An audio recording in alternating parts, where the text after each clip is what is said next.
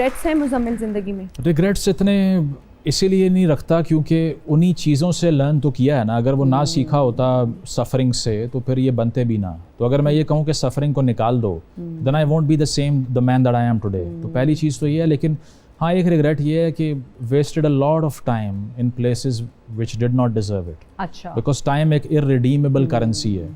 मेरा ख्याल है कि किसी को वक्त देने से बड़ी कोई दुनिया में फेवर या करेंसी नहीं है। बिकॉज पैसे फिर आ जाएंगे आपके पास, दीगर चीज़ें आ जाएंगी, कोई वक्त नहीं आएगा जो मैंने स्पेंड कर दिया किसी के ऊपर। So spending time on the wrong people, apart from that nothing. बिल्कुल ठीक। मुजम्मिल, आजकल सनसनी का दौर है। थोड़े बहुत लोग जो है ना अफसाने या कहानियाँ डाल देते हैं, और मैं तो ये कहूँगी कि अब बहुत सारे, माजरत के साथ, बहुत सारे यूट्यूबर्स का, व्लॉगर्स का भी सियासतदानों वाला हाल हो गया कि सियासतदानों के मंशूर में जो बात होती है वो प्रैक्टिकली जब वो इक़्तिदार में आते हैं तो हम वो चीज़ देखते नहीं हैं। इसी तरह जो थंबनेल में दिखाया जाता है वो व्लॉग में नहीं होता। ऐसी क्या कहेंगे? नहीं, उस पर तो बहुत ही वो क्लिक बेट जिसको कहते हैं कि कोई ऐसी चीज़ थंबनेल पे लिख दूं कि कोई क्लिक कर दे उसको, बस अंदर वो आर्ग्यूमेंट है या नहीं है उसका कोई अंदाज़ा किसी को नहीं है। तो ये देखिए, मेरा ये काम है कि अगर मैंने 2-3 मिनट भी किसी ऐसी वीडियो पे स्पेंड किए हैं जिसने मेरा टाइम वेस्ट किया है, I did not get a single piece of information from it, मुझे कुछ नहीं मिला उससे, तो next time I should boycott that, क्योंकि वो आदमी सिर्फ इसीलिए बात कर रहा है कि उसका जो मंजन है वो बिक जाए। तो हमें तो स्क्रूटनी इस पर रखनी पड़ेगी, बिकॉज जो हम वैसे ही टाइम कंज्यूम करते रहते हैं उसका इम्पैक्ट ये होता है, your brain is like a stomach, जो उसको फीड करोगे वही आपके मुंह से निकलेगा बाद में। तो अगर आपने इतना ज़्यादा, I am sorry to say, trash consume कर लिया है, so you will speak in the same manner. So हमें ये सोचना है कि अगर मैंने एक वीडियो देखी है उससे मुझे क्या मिला। If you have no answer to that, don't watch it again. आजकल तो मुझे लगता है कि आप, वो कहते हैं ना, हमारे सराइकी में कहते हैं कि इट चुको दे थले यूट्यूबर निकल आंदा है, ठीक है। आपने जी ऐश्वर्या और अभिषेक की तलाक पे व्लॉग बना दिया, आपको मिलियन में व्यूज मिल गए। तो ये जो इस तरह के ट्रेंड्स चल रहे होते, कभी सोचा मुजम्मिल कि मैं भी इस तरह के टॉपिक्स पे वीडियो बना के देखता हूँ, शायद व्यूज बहुत ज्यादा आ जाएं और लोगों को पसंद भी आए? जो ट्रेंड चल रहा होता है या जो स्कोप का वर्ड है ना, मुझे कभी समझ नहीं आया कि यार ये कर लो, इसका ट्रेंड चल रहा है। मैं ये कहता हूँ कि ठीक है चल रहा होगा, but I can't do it because मेरे पास वो टैलेंट नहीं है कि मैं ये हरकतें करूँ ना। सो इसी तरह when I was reading political science या फिलॉसफी, लोगों ने कहा यार ये सबसे ज्यादा जो कम मार्क्स वाले होते हैं ना वो ये काम करते हैं ना, इससे कोई नौकरी मिलेगी, क्या कर रहे हो जी। तो मैंने कहा यार जो भी है, मतलब आता ही है तो और क्या करूं। So it's the same thing कि ट्रेंड में जो भी चल रहा है, फैमिली व्लॉगिंग बहुत बड़ा मैं समझता हूँ क्राइसिस है आजकल। कंज्यूमरिज्म बेची जा रहे हैं, हर हफ्ते नई गाड़ी का व्लॉग आ रहा है, ये मैंने इतने करोड़ की वॉच ले ली, ये मैंने ये गाड़ी ले ली। बच्चे डिप्रेशन में जा रहे हैं देखकर कि why our lifestyles are not like this. Inferiority complex. Exactly, because they are having a party 24/7।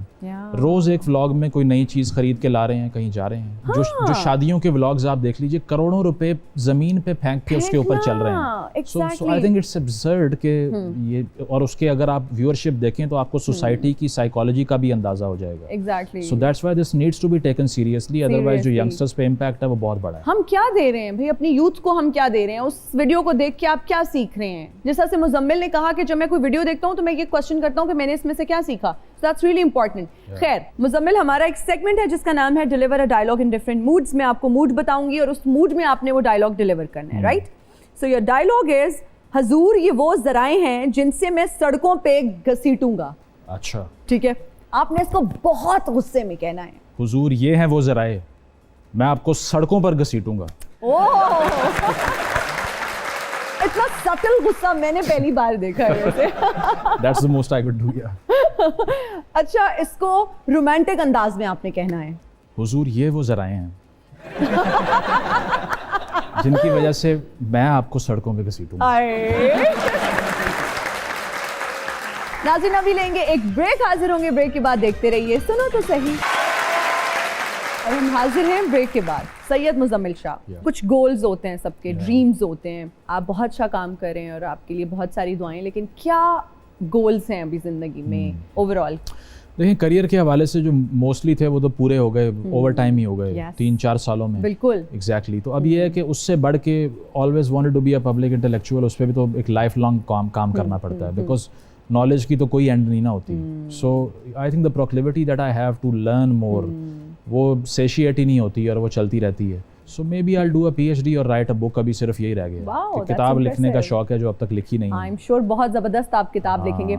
अच्छा, इतनी यंग एज में इतनी शोहरत मिलना और लोग बहुत आपसे कनेक्ट करते हैं, कैसा लगता है? इसमें एक थ्रेट ये होता है कि कहीं आप नार्सिसिस्ट ना बन जाएं या आपके दिमाग पे ये चीज़ें सवार ना हो जाएं। तो मेरे वो इसलिए नहीं होती कि बहुत सेल्फ क्रिटिकल हूँ और ये है कि on a random morning I will say that I am the stupidest person in the world. उसकी वजह आपने कुछ भी नहीं किया ना आपको कुछ आता है। So until there is this self criticism, अपने आप पे तनकीद करने की हैबिट है, तो ये दिमाग पे सवार नहीं होती। ये अच्छी चीज़ें हैं, इनको सेलिब्रेट करना चाहिए, लेकिन इसकी बुनियाद के ऊपर आप अपना दिमाग बंद करके अपने आप को बहुत बड़ी चीज़ समझेंगे तो फिर वो बड़ी शॉर्ट लिव्ड होगी, वो ख़त्म हो जाएगी आपकी ये चीज़ ना। सो बिकॉज मेरी वो स्ट्रेंथ ही वो फिलॉसफी थी जो इतना क्रिटिसाइज करती है, तो इसीलिए मेरे सर पे ये चीज़ें सवार नहीं होती। It feels good but they don't take me away with it. अच्छा, कभी आप अनॉय होते हैं जब आप पब्लिक प्लेस पे जाते हैं या लोग आते हैं पास एंड आपकी प्राइवेसी, आपको लगता है कि वो इंटरवीन कर रहे हैं उस तरह से आपकी, मतलब आप यू आर विद फ्रेंड्स या यू आर विद फैमिली और पिक्चर्स के लिए बोल रहे होते हैं या बार बार आके कह रहे होते हैं सर एक तस्वीर दे दें, सर ऑटोग्राफ दे दें? वो अच्छा लगता है मुझे, मैं उससे अनॉय नहीं होता। एक दफ़ा मैं तो बड़ा एक फ़नी वाकया भी है कि तबीयत बहुत ख़राब हो गई, डिहाइड्रेशन हो गई। अच्छा। तो इमरजेंसी गया, हाथ पे बोतल लगी हुई, एक लड़का आया सेल्फी ले लूँ, मैं क्या बोतल लगी हुई है भाई क्या कर रहे हैं। वहाँ पर भी आ जाते हैं, तो उसमें तो इतना इशू नहीं होता। ज़्यादा मसला ये होता है जब लोग आते नहीं हैं और कहीं दूर बैठ के ना, अभी मैं रिसेंटली इस्लामाबाद में बैठा हुआ था एक दो और जगहों पे, so without your consent they will film you. अब मैं किसी दोस्त के साथ बैठा हूँ तो वो टेबल दूर पड़ा हुआ है, किसी ने वीडियो बना ली और बाद में अपलोड करके वो दिखा रहे हैं लोगों को। सो आप इससे बेहतर ये you come up to me and talk to me, I will give you a picture as well. अच्छा, अगर आपको वजीर आजम बना दिया जाता है पाकिस्तान का, अच्छा लेट्स सपोज, क्या करेंगे आप सबसे पहले? जो अभी हालात हैं, सबसे पहले तो रिजाइन कर